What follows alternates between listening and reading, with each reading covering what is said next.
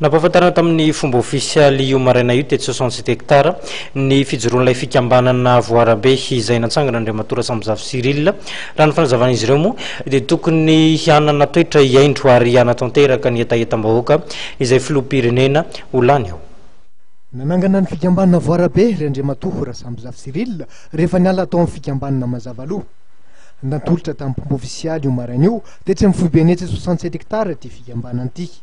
Laza Andriamatora Sambozafy Cyril fanohana izay filoha ho lany eo saingy kosa mitaky filoham-pirenena maimianan'ny vahoaka ary mijoro ho mpisintona lakilozy kosa raha toa ka misy ny tsy mety. Nanome heviny mikasika ny fanolorana praiminisitry ny Repoblika fahaefatra ihany koa Andriamatora Sambozafy Cyril.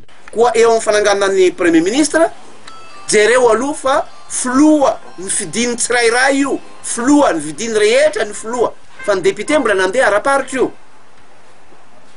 Noho izany dia miangavy zahay mba tsy ho fatorana loatra zay filoha tonga eo arakaraky résultat ho avoaka ny SOS fa isy fifandiniana miaraka aminy, isy fifanantonana miaraka aminy ny resaka rehetra satria raha fifandiniana mivantana miaraka amin'ny assemblée dia voararany lalàna koa zay fa tsy azon'ny président atao ny resaka mivantana amin'ireo député reo fa na izay na tsy zay leo korotany leo tsy filaminana ny vahoaka omeo fahalalana ny président zay lany eo zay ivoaka eo ary ho eketsika rehetra ary ho apitsika rehetra mba hoandry fa izay ny malagasy.